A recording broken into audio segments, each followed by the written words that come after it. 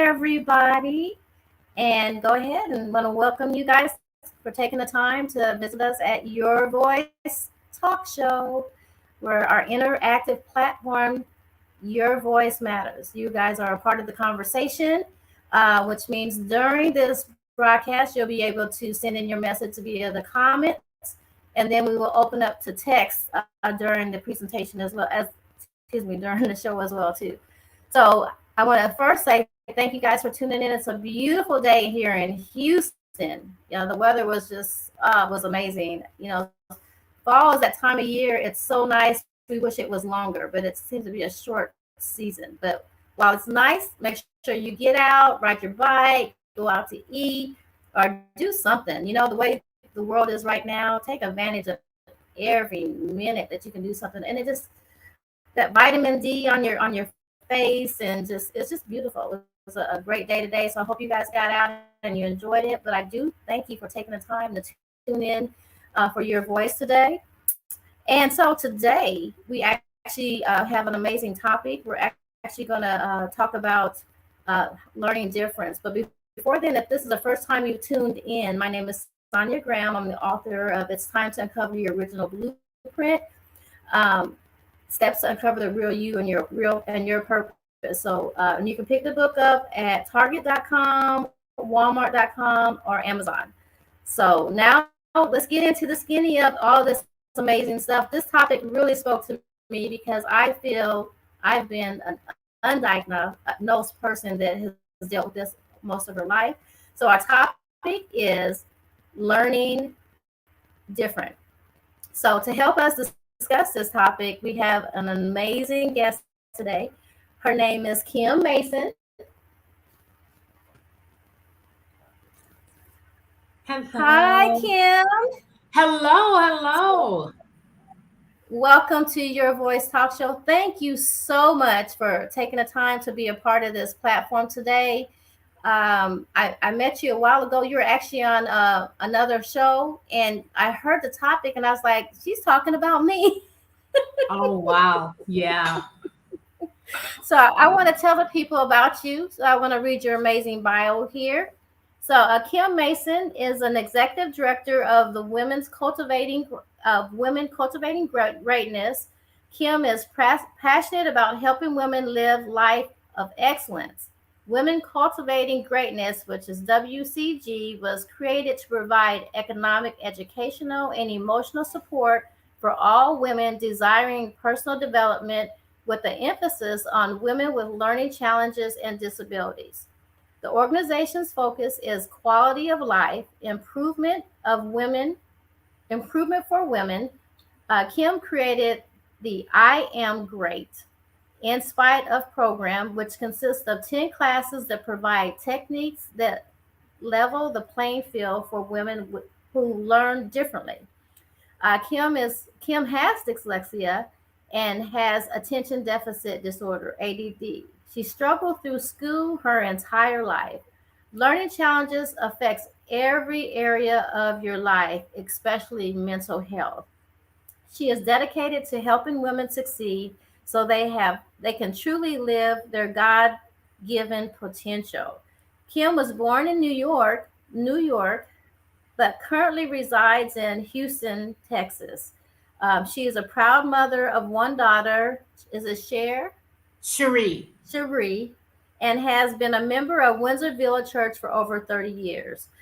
So, welcome, Kim. Welcome to your voice Thank you. platform. As I mentioned, this topic, wow. I think there's a lot of people that have wondered why they struggled with certain things. So, I'm so excited to really get into this. But first, I want to know where your passion came from to really get behind this and to help people understand that you could possibly learn different. Yeah. Um, what made me create Women Cultivating Greatness and the I Am Great program is because I'm the poster child for it. That's what makes it easy, right? So, as you said, I do have dyslexia and ADD.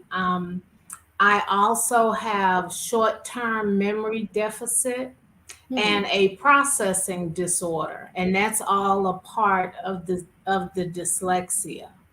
So I was one who went undiagnosed for a very long time, but I struggled through school and knew that there was something wrong, because I just didn't catch on to processes and procedures like the other kids did. And so I didn't learn that I was dyslexic until I was 30. And so I do know what it's like to struggle in the area of education. But I'm passionate about it because I want people who have not been diagnosed to be diagnosed so they could learn the tips and tricks and techniques that will make life a little easier, because dyslexia doesn't go away. You Hmm. don't outgrow it. You don't So outgrow it, huh? It's just a part of who you are. that's right. Wow. That's right.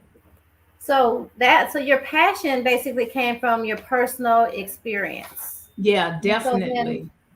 so when you say people are wired, can be wired different, do you have like any specifics that could show those telltale signs that they may be wired different? Yeah, yeah. I use that term wired different because when we're learning something, we take it in through our eyes and our ears.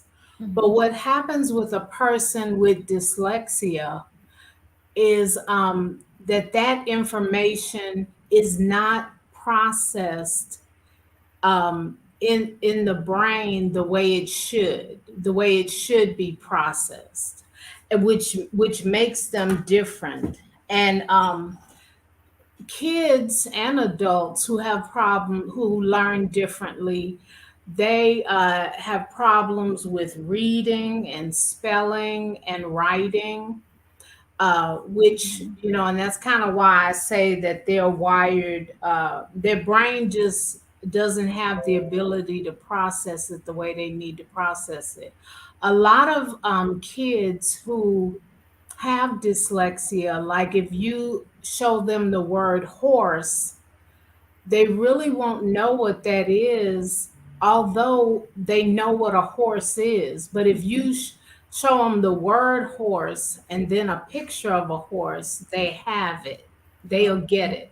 Hmm. So it's just and they have to learn that kind of way, or uh, it sets up a problem just long term. And testing for dyslexia didn't start until 1980. So by Wow. that time, I'm aging myself, but by that time I was in the 10th grade. You're in And good I had, company. yeah, and I had spent a lot of time, not really understanding things. So what happens, kids are very resilient. I started teaching myself how I learn. Mm. And I would take whatever information I could get from the teacher and take it home. And then I would put it in categories that would help me to be able to learn the information. But it's not easy being me. When you learn differently, Hmm. like for this interview, I prepared for 3 hours. I needed to know what I was going to say, how I was going to say it, to be able to best, give it to the people so they could understand. Awesome. Awesome. Hmm. Well, it's interesting that you say that because I think of myself, like even because in my research that I've done, like in the process of wondering why, like my thing is like math.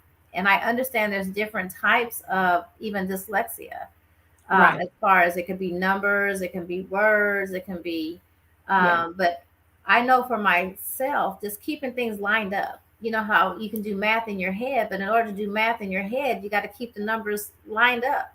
Right. And I know I struggled with that. I still struggle with that. So math is not. my forte. You know, it's one of those things you do because you have to. You know, the money and all that good stuff. You got to know how to do it. I even became a loan officer, believe it or not, but I did well at it, so I can learn it. But it's Yeah. harder. It takes more concentration and going over things over and over and over. Like even processing something from here to here. You know, like if you give me a phone number like it's written here, I got to go over it a few times and I still might twist it, transpose Right. it. So is that something that also happens with Yes. dyslexia? And with the math, that's called dyscalculia. And so I would just encourage you to get tested for that so you could really know.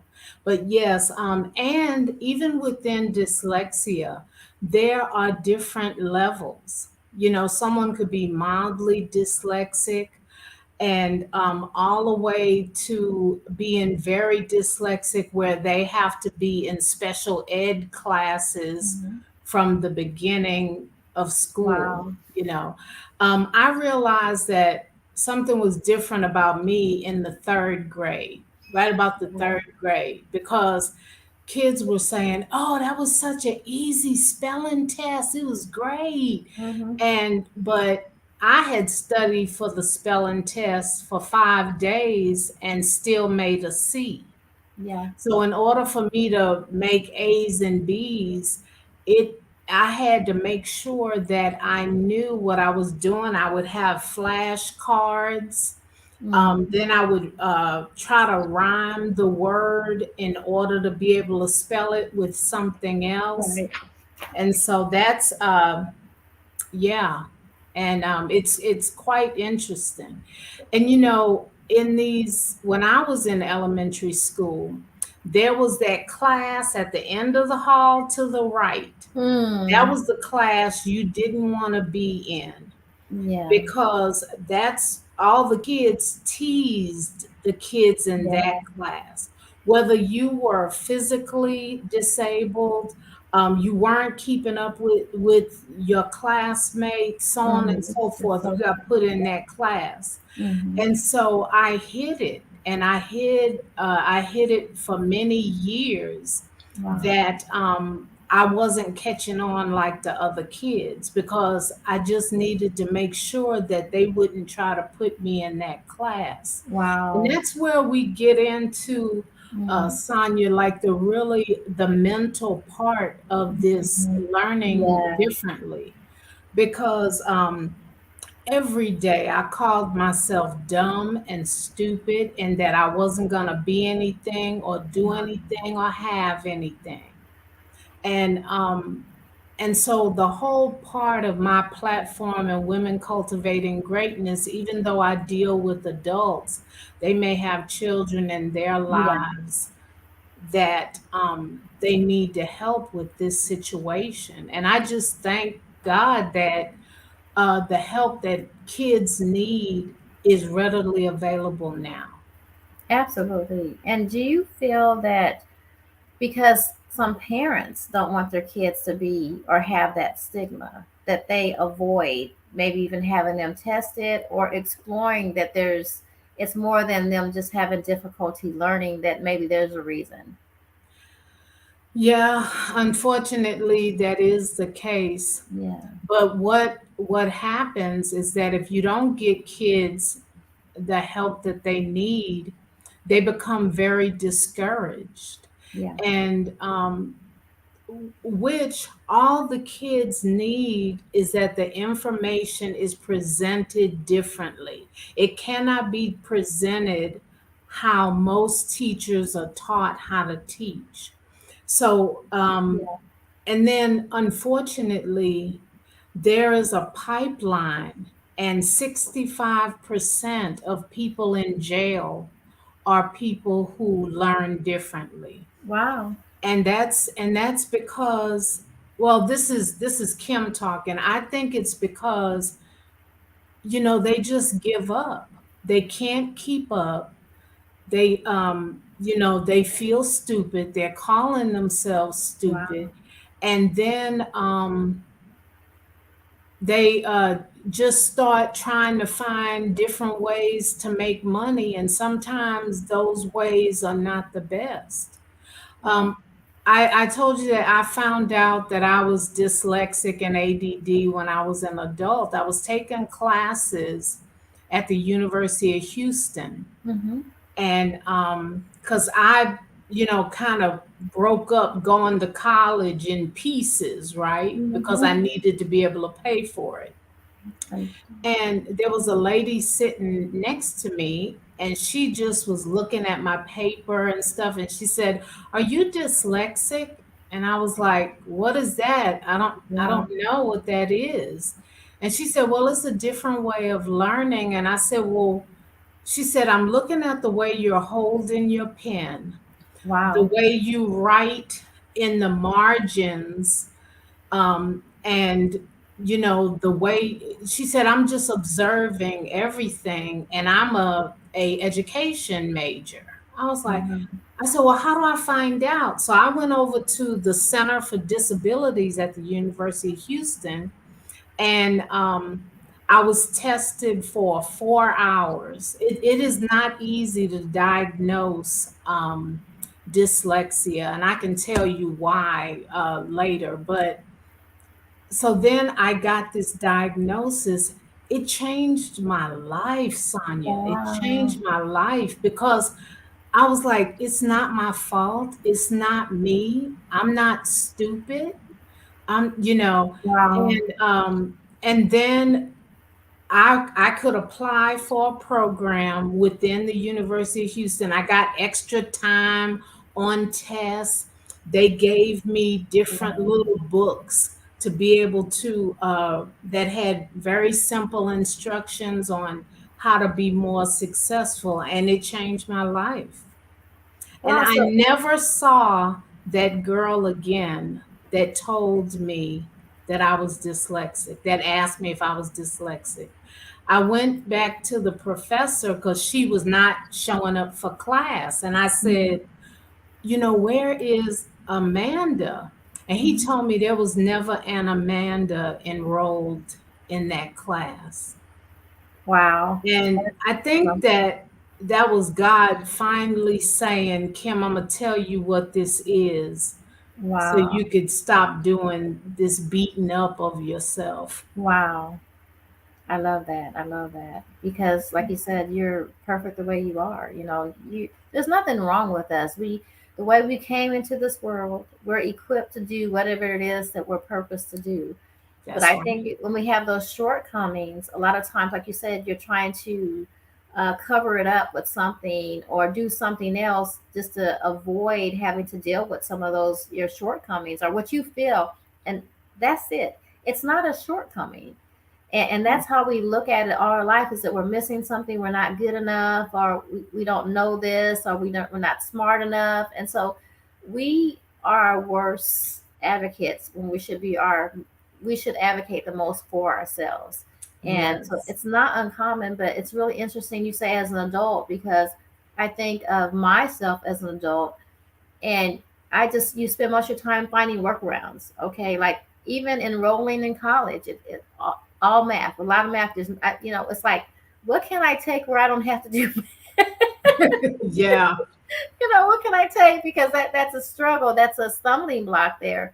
But to know that there are tools that can help you navigate through them and not have to avoid them, because those things become things that hinder you, all of your life, just something Yes. you're afraid of.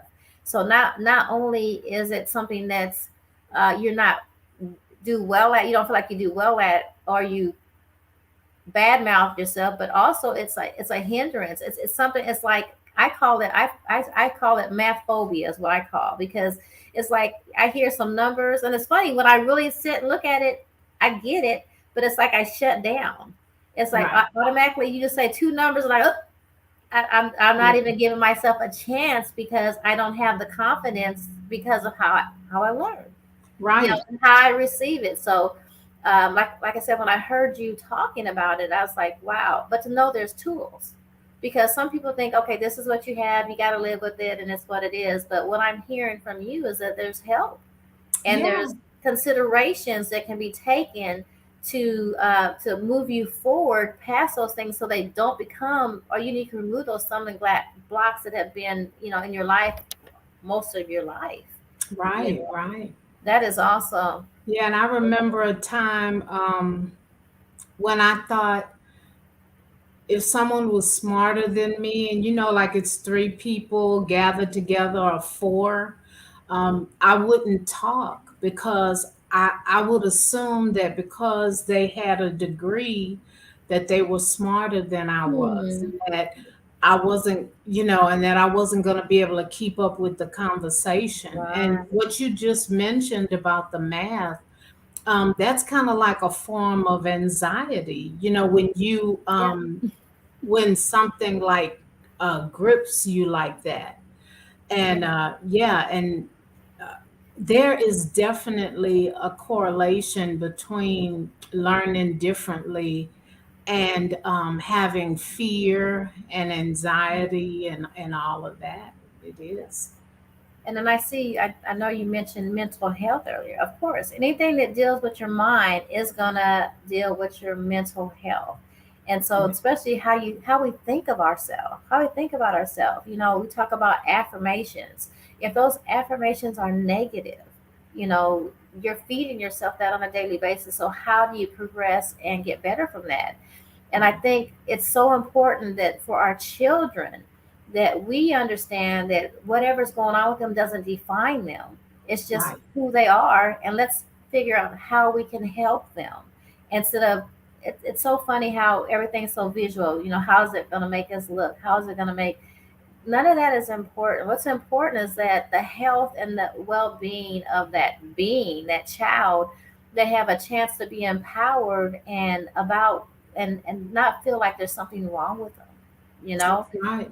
my son actually, when he was younger, he stuttered, and I'll never forget. We took him to the doctor, and he said to the doctor that I have too many words in my mouth, and the doctor's like, "You're absolutely right." So, what the correlation of what his speaking and his brain, his brain, his mouth couldn't keep up what his brain was producing, and Right. so it's that simple.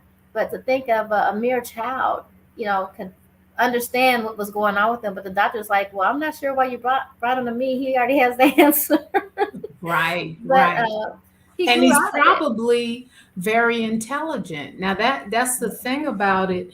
I will meet people and they'll say, "Oh, well, you talk so well," or something like that. You're not dyslexic.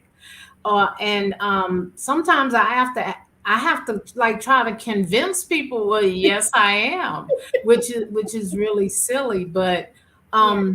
for kids, like some of the things that you can watch out for is if it takes them like a really long time to do assignments, Hmm. if you notice fear in them, if they just like if they hold their pencil differently, Hmm. um, and the pronunciation of words, like even now, when I'm talking, sometimes I'm able to catch myself and I'll say, "Oh, I meant to say that," but I'll say a word and it will not be the correct word in the Right. contents of the sentence. And Yes. I do that often. I do that. I do that often.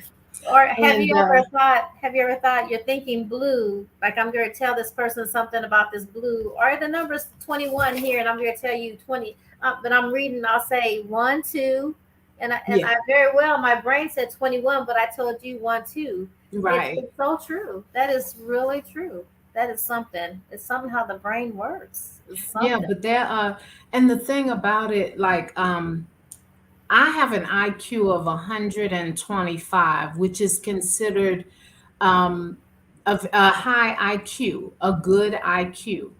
Mhm. But when I took the test to determine if I learned differently, I perform on an IQ of 110. And see, when Wow. you have your performance IQ and your regular IQ, The performance IQ is actually supposed to be higher or Wow. equal. But that deficit is one of the ways that they could tell that you have dyslexia. So, Yeah. yeah, it's definitely there. And even as an adult, I recently got a brand new job, and so um, I've gotten a new job before, right? And Right. so I know that there's certain things that I have to do in order to be successful in that job, and it takes time for me to do that. The first thing I do is try to learn the company culture. That's important. And Anywhere. then, yeah, and then the next thing I try to learn who are the people who are upper management. Mm-hmm. And yeah, so, but I have a process for everything. I love it because it helps me make my world make sense to me. That's Yes. what it does. So before we go any further, because looks like we've got some feedback, and we Oh, get some I feedback from see. the from our. This is a conversation, so let's get some live feedback. What do we have out there for questions?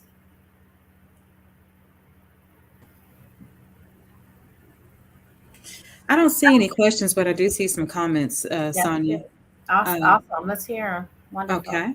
So let's go back to Queenie Daniels. She says, my nephew went through the same thing. They put him in slow class and everything. Then a teacher watched him and figured out what was going on. This is a blessing, sharing now. Oh, yes, Queenie. Thank you so much for Yes. posting that. That gives me hope Yeah. because when I was in elementary school, they put you in the slow class and that's where you stayed Mm. until you graduated. Wow. Um, but you just, and there are some amazing teachers out there. There are two teachers that to this day, my fifth grade teacher and sixth grade teacher, I don't know where they are. They may be with the Lord by now. I don't know. But they really made a difference in my life because they took the time to explain things to me, and they knew I was fearful for some reason, Mm. but I never told them it was because I didn't want to go in the class at the end of the Right. hall. But they helped me and would work with me and stay with me after school and tell me to do certain things. Um, but this thing, it's no joke, and we have to get these kids the help they need. Right. That's great. Pam Jones also stated, when I looked at math numbers, they would float around in my head and I would have to look up and slowly pull them back to the paper. I didn't find out that I had dysgraphia. Oh, maybe it's dyslexia until my 40s. No, yeah. Is dysgraphia? Dysgraphia is language, English. People who struggle with the English language. Wow. So there's a lot of And terms. I think with the math and the numbers, that sounds like dyscalculia, and like she said, she may have some dysgraphia as well. Wow. But being able to put a name to it and how Mm. you can, and there are resources online that can help you. Wonderful. Yeah. All right. And I had a question. So for school, you talk about that room down the hallway. Do the schools still have it so segmented now where it stands out so much, or have they integrated it more where it doesn't feel so, you know, Like you're abnormal? isolated. Yeah, that has changed quite a bit because with the recognition of dyslexia and ADD, ADHD, they're keeping the kids in a normal classroom as much as they can, and so you don't. The kids nowadays don't have the fear like I had of being, having to go to that That's type of awesome. class. Plus, all of the kids are getting tested now, and That was my next question. Yes. one thing that I'd really like to share is that in the state of Texas, and I'm not sure about other states, but you have a right to have your child tested. Okay. And you please be their advocate and speak with their teachers, speak with the principal, because this test is readily available now, and they will pull the child's records from previous grades and be able to map together, the diagnosis of Mhm. dyslexia or dysgraphia or dyscalculia, whatever it is that they have. So, and Okay. that's good. Now, is this testing through the school or is this like Yeah. some of the resources we talked about? Yeah, it's through the school. Now, if Okay. you're an adult and you're interested in finding out, a lot of times your medical insurance will take care of it. Wow. But you need a clinical psychologist to be able to diagnose you with adult dyslexia. And I think what will happen is that you have to request it, Mhm. because they do several tests. It's not just one test. They do several tests. And those tests run between 900 and $1,300. Oh, wow. So, and if you have insurance, you may be able to get that test for your deductible. So it doesn't hurt. It Okay. doesn't hurt to do. And I'm glad you mentioned adults again. So there's probably a lot of adults out there that are saying, I've lived with it this many years. What's the benefit of getting tested at this point to find out? So what would you say to that adult? What I would say is to know, first of all, that that's what it is. But if you have a good idea that that is what it is, by getting the tips and techniques that you need, you may be able to pull yourself up and get another job and get a better promotion and be able to apply for more jobs. I always tell people, work on your strengths. I'm a project Yeah. manager, project coordinator. Um, and even though in some dyslexic people, organizational skills is not their forte. Some dyslexics have problems telling the time, organization, all of that. That's not me.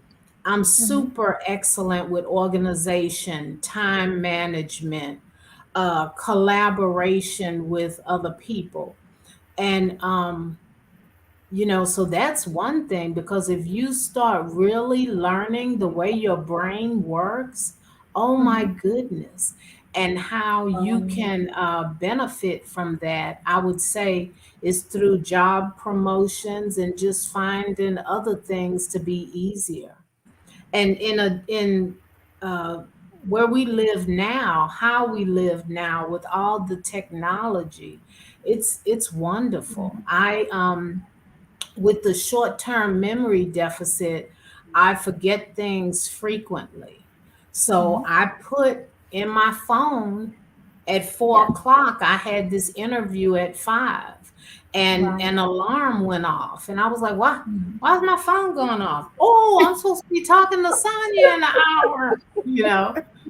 I use So, all my tools too, Kim. Kim, I oh, use all my tools, Kim. Uh, mm-hmm. it's just you have to, and the world's so busy now. There's so many.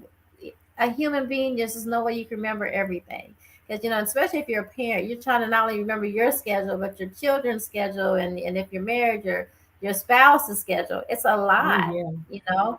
So you got to use all the technology is there. So let's use it. I set alarms myself too. I have to because it's too hard to keep up with everything. You look at it Yeah. like, oh my gosh. And like you said, I love that you said it an hour early because it's too late to figure it out if you don't have time. Right. Right. And for the people on the call, there are a lot of free apps that helps dyslexics. Just search for dyslexic. They have an app for spelling. You start to Wow. spell the word and it'll finish the word for you. Wow. And I'm like, that's pretty cool. I mean, you can do that through Microsoft Word, the application, but to have something, right on your phone, it's great. They have math apps that you can use. So, Mhm. yeah. Actually, I think I saw a reading one that says sometimes people struggle because, like me, sometimes I have to read something over and over again to get it. And it's like I read it and I got to go back and read that same part until I get that part before I can move on. And so I think this app is one where it actually it reads it. It reads it to you. You know, Yes. like you said, there's lots of technology has advanced so much that we would be remiss not to at least do what we can to get the tools and get the help so we can improve, like you said, and get those better jobs and because who doesn't want to feel good about themselves? Who doesn't want to know that they did the Absolutely. best they can do with all the gifts and talents that God has given them? So Right. this is powerful. This is awesome. And we're not alone, are we? No. And you know what? Going back to the reading, when I don't understand a paragraph, I read it backwards and then I understand it. So I just say, God, you gave me this incredible, beautiful mind. And, and I learned I had to accept myself for who I was. Mm. And I had to understand that God doesn't make junk and that Nope. I was put on this earth for a purpose and that part of my purpose may be to tell people and it, now you're talking about a girl who hid this for over 30 years, Yeah. right? And the hardest thing was for me to actually come out and say it because I was saying, what if my manager finds out?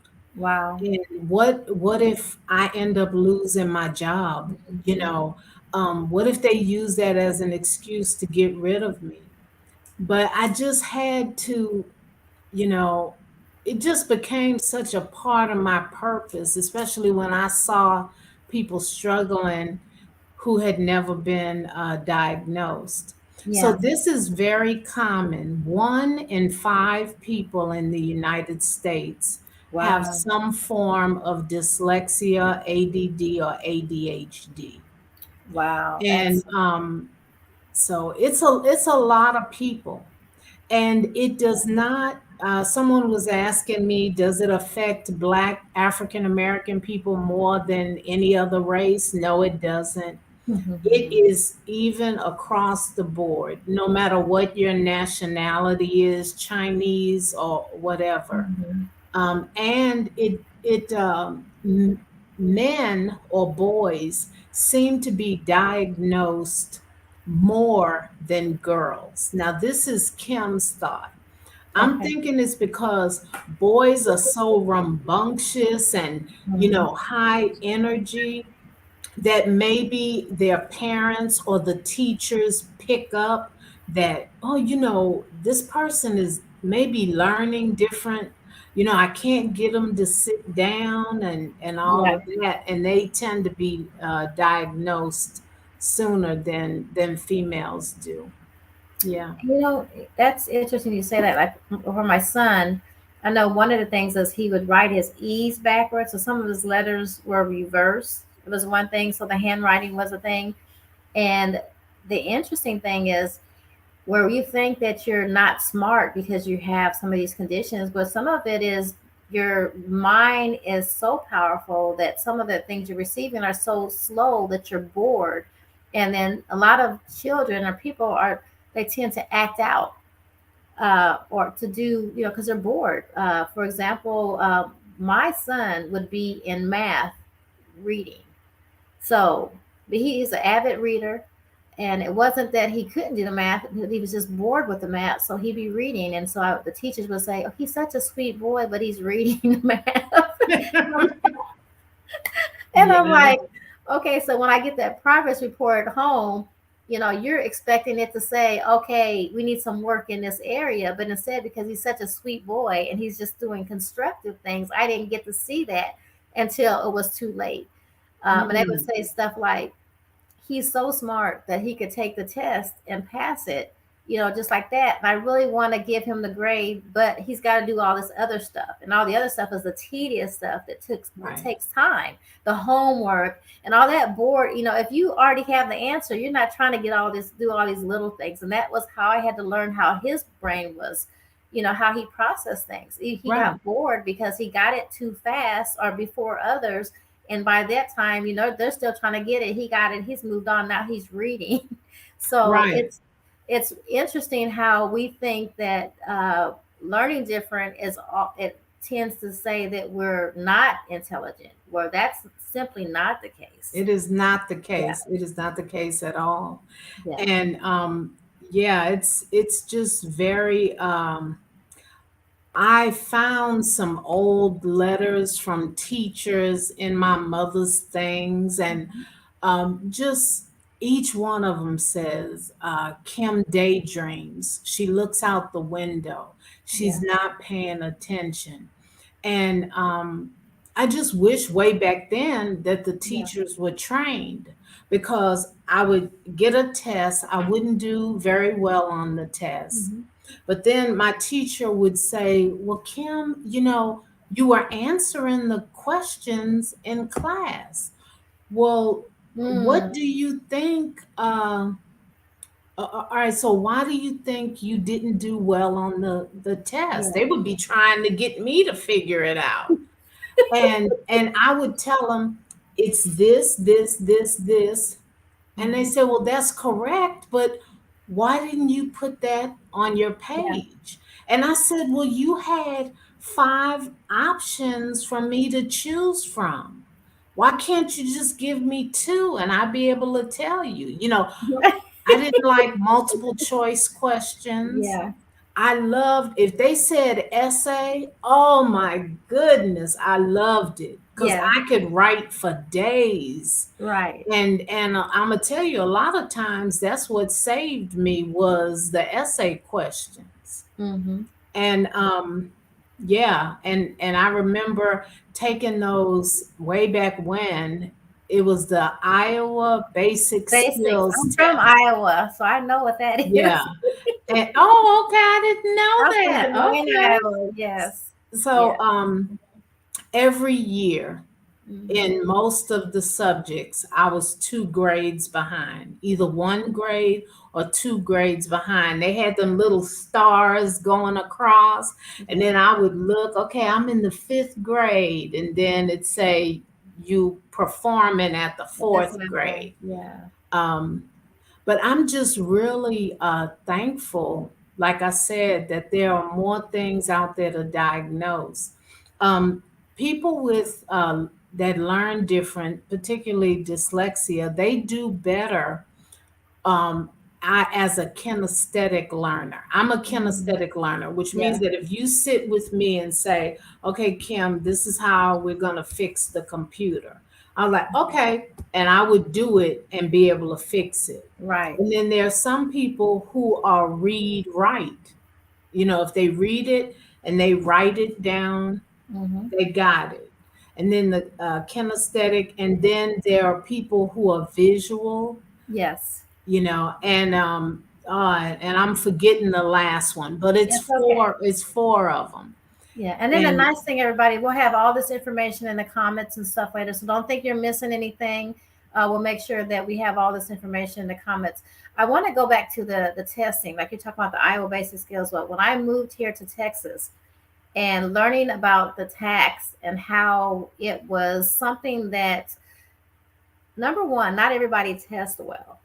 Okay. So for me, the what I felt the tax test does is that it penalizes people that don't test well, because you can have a person that gets straight A's, but then it comes down to that test and they do horrible. And what I saw is that some of those kids didn't graduate, and then they're discouraged and they drop out, So for the Yes. Iowa basic skills test, that was just like you said to see where you were. You were not penalized, and really it went more towards the teacher, because if it's like if you have a class of 50 people, 50 children, and that percentage of them, if it wasn't highest enough that they were getting the information, that maybe that information needed to be adjusted.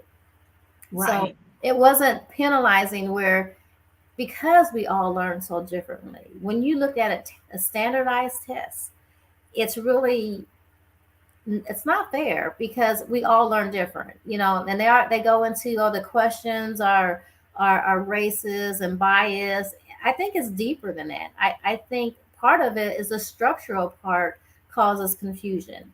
And I know initially they took all day to take a test, and then that was a disadvantage for them when they did the SAT. That is a time test. So you go Right. for having this test where you can wear your PJs, have snacks, and take your time and take this test. And so, which means you don't learn a discipline on how to time yourself on the different parts of the test. So Right. then you're set up for failure because now you have this SAT and you don't know how much time to spend on what. I think the STAR test is different because they say that's time. So I think people will be more successful, in that transition of going from the STAR to now to the SAT later. Right. But I think there needs to be a deeper assessment on testing as a whole because so many people are penalized because they have the information. Like you said, your teacher was like, so say to you, well, what's the problem? Because in the class, you're answering these questions right. Because some people have trouble getting it from here to here, That's right. get it on paper. You have it here, but you have it's a travel. There's a disconnect in the time it travels from your brain to the paper. That's right. And so you have so many. We just learn different, and there's only your way or the highway as it pertains to education. And I pray that one day those things change, where they have different types of tests depending on how you do learn. Right. Right. Would I think that that would would be be the great. ultimate goal, wouldn't it? And Yeah, then you that would would be really amazing. learn how brilliant these kids are if Right. you would teach them the way they need to learn. And Absolutely. it's funny. There are a lot of famous people who have come out now as being dyslexic, and I love that because it shows that you can still be a millionaire, very successful. Yes. Will Smith is dyslexic. Danny Glover. Wow. So many. Danny Glover cannot even read his scripts. He has someone read the scripts to him and Wow. tell him what is going to happen in the scene, and then he's able just to go on and act it out. People Wow. who have dyslexia, some of the awesome jobs that they can be in, like actors, Hmm. interior designers, engineers, because it's not, they have the opportunity to be creative. And that's a whole part of the way their Yeah. brain works. So Hmm. those type of jobs are excellent for them. And there's a whole list of jobs for people if you have that type of learning challenge that you would really excel in. That's And I think that I excel in project work because it's not the same thing every day, it because then changes. I wouldn't be able to stay focused. Right. And so it's exciting for you. It's like a Yes, challenge every day to do something different. I yes. that's actually I do pretty good with that kind of stuff as well too. I never thought about that. Yeah. But I would like to share some of the resources before we take some more questions. And you guys, if you have any questions, comments, please go ahead and put it in the comment area or text it to 832-428-1123.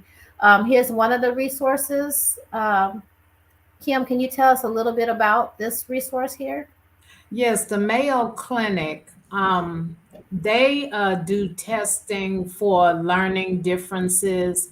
I really like this website because it's information about everything, every kind of disorder, whether it's a eating disorder or what have you, they have information about it. And so the Mayo Clinic has been in existence for a long time and have changed the lives of people.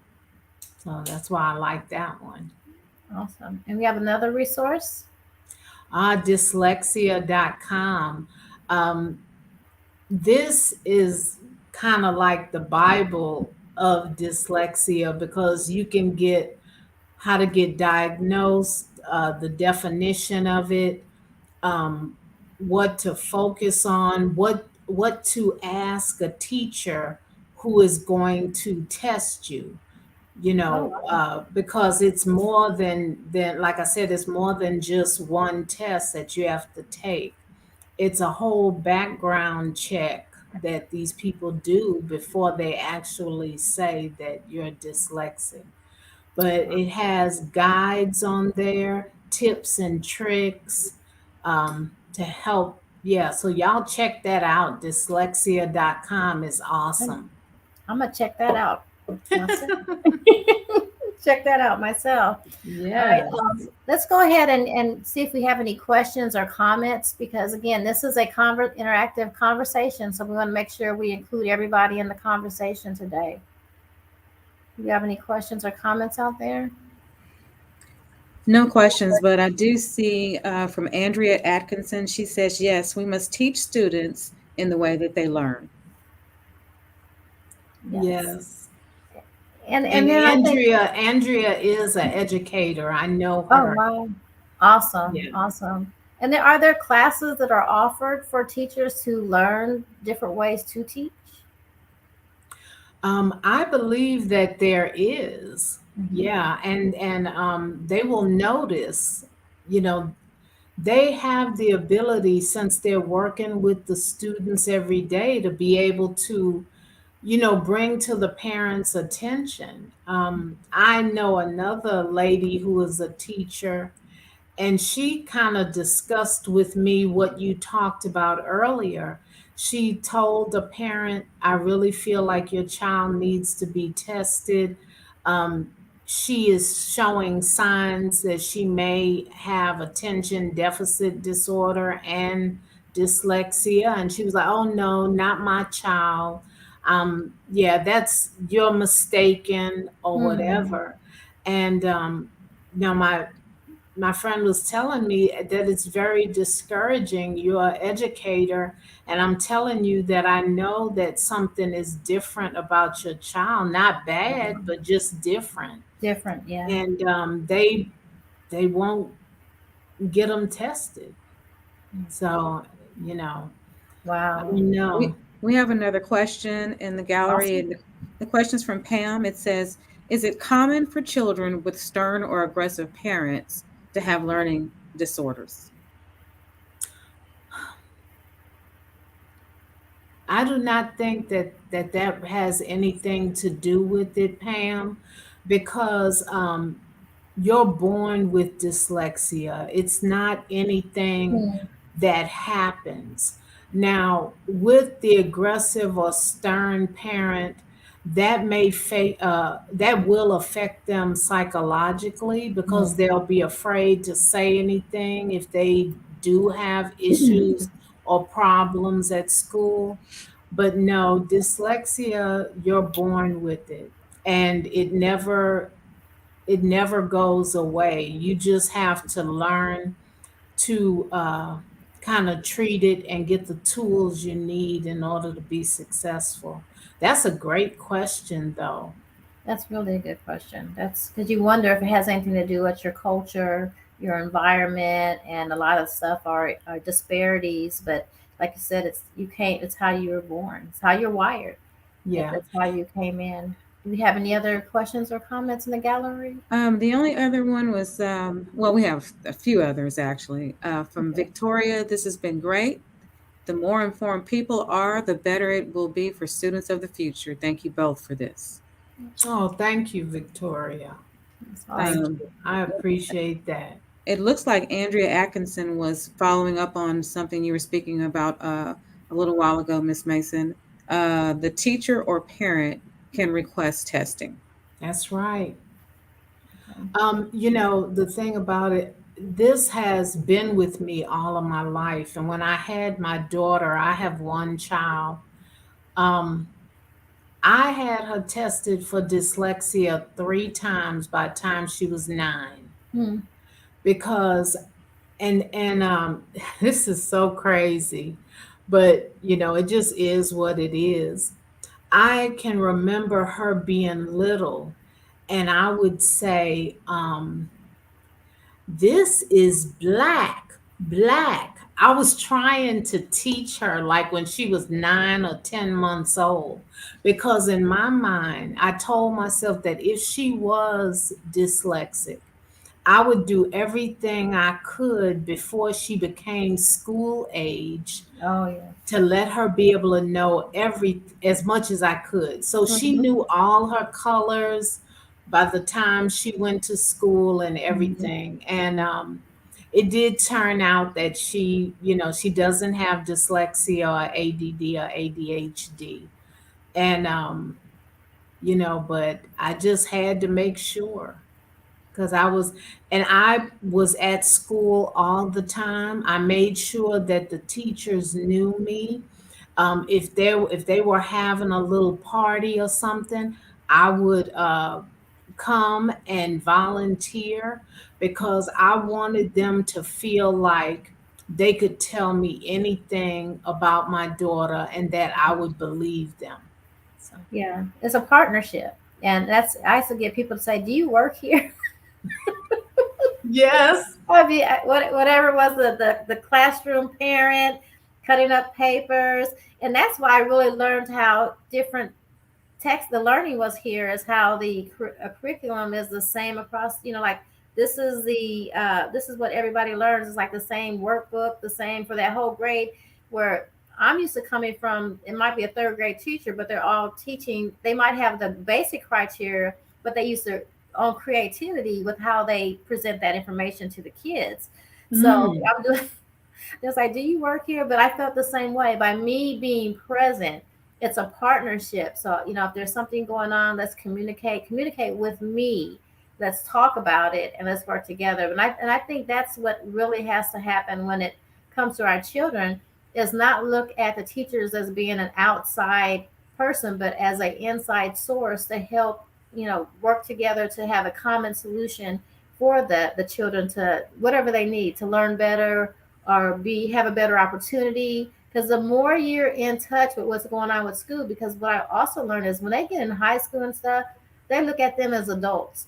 yes. If it's a child that has that learns different, you're thinking they're getting all the information. They know when to apply for this or when to get scholarships. They don't. No. And it's not hands on like you think it is, where they're going to tell them, okay, you're in this grade, you should be doing this and that. So as a parent, you have to plug in, or you're going to miss out on a lot. That child's going to miss out on things, and not because they're not necessarily wanting to, they may not know how to apply themselves or how to understand what's being interpreted at that time. So it's important that we plug in as parents. I see some more questions, and I know we're getting close. So let's go ahead and open up to the gallery one more time, and then go ahead and share some more important resources. Okay, I'll do one last question. The question is from Farrell. What would you suggest for adults like myself to forward once diagnosed to improve their quality of life? I can certainly say my self-esteem has been affected. Hmm. Yeah, yeah. And what will help with that, Farrell, is being able to get, okay, for one, the diagnosis, and then be able to learn the techniques that will help you be able to improve your quality of life. And because what I learned with getting a different way of how I'm supposed to present the information, I was able to do things faster and be more successful. Where something would take me 3 hours, it was only taking me 1 hour. Even with the picking up on learning to read paragraphs backwards so I could comprehend, that's something that was suggested to me by, after I was tested. But you, Yeah, and just get the help and read different resources, and you'll see a difference, and you'll see a difference in the way you feel too. You Wow. feel very powerful when you do something and you're successful at it. That is There are certain things that I do to take care of my mental health. I say affirmations in the morning, and I also have my prayer time. That's very important very to important. me, and I plan out my day. And if I do those three things, I'm setting myself up for success.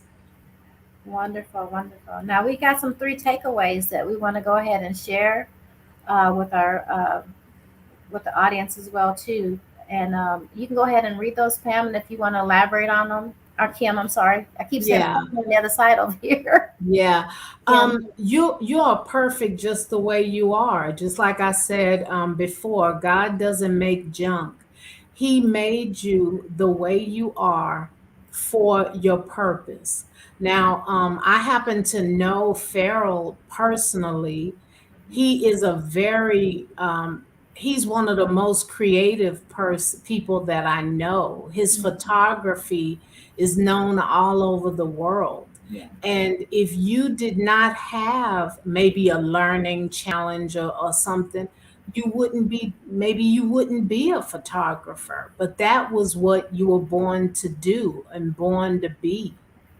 The second, focus on your strengths. There are teachers out there who even, say, you need to get better at this, you need to do this, you need to do that. Well, let's flip that and have them focus on their strengths and build those, because there is a job out there that need those particular strengths. Just like my strength is organization and focus on assignments, and that's why I do project management. Um, and the third, get tested. If you ever believed or struggled through school or something seemed to be off, I mean, I knew in the third grade, but some people don't. It doesn't hurt to get tested, and there are ways that you could get tested that don't cost you anything. When I got tested at the University of Houston, it was free of charge because it was part of my student fees. wow, So I didn't pay for that. And the lady that tested me said that was a $1,400 test. wow. So, So we're leaving money on the table. right, Let's get our right. help. That is awesome. So Kim, can you please tell us where we can find you, or they can get more? We are going to, I promise we're going to leave information in the comments and stuff, but can you let everybody know where to find you? Oh, I'll be glad to. I'm Kim Mason. I have a nonprofit organization called Women Cultivating Greatness. Our website, if you want to take a look at it, is www.womencultivatinggreatness.com. And also, I have Facebook, Kim Mason. We have a Facebook page called Differences, Similarities, the Way Women Learn. And so that's how you can get in touch with me. Wonderful. And I believe Farrell is asking, are there free resources for testing? Yes, Farrell, there is. There are websites that offer free testing, Mhm. but I don't suggest them because it takes a variety of tests to come up with a proper diagnosis. And some of those tests are so basic with 20 questions. You can't determine it with 20 yes or no questions. What that is a screening. That's not a diagnosis. Trying to get your information to give you whatever else they're trying to give or sell you, probably. Mm-hmm. So, Kim, this is a conversation I think is going to need to be had more than once. And I just want to thank you so much. I mean, I'm excited. I'm ready to get off of here and do some research because I'm looking forward to empowering myself to get past some of those hurdles that have become stigmas or issues in my life. And I pray that everybody that has had a chance to listen, if you know anybody or just in general, share this. Please replay it if you missed it. But if they missed it, share it with them. I think this is powerful information that people need to know. This will empower them. So I thank you for coming on today, and I look forward to having you again in the future. It's been Thank amazing. you. Thank you so much. I appreciate you allowing me to be on your platform. I don't ever take it for granted when I'm able to do God's work. So thank you. We appreciate you. And for everybody that tuned in today, thank you for tuning in, taking the time on your beautiful Sunday to spend some time with us. Stay tuned. 2 weeks from today, the next show is going to be State of the Emergency Room. We're going to talk about what that really looks like, because you hear stuff on the news, but I don't think we really understand what that means as it deals with COVID-19, about the State of the Emergency Room. So until next time, thank you for joining Your Voice Talk Show. We look forward to seeing you guys in 2 weeks. So visit the website, Your Voice Talk Show, Facebook, and YouTube. And we'll see you next time. Thank you. See you guys. Thank you, Kim. Thank you.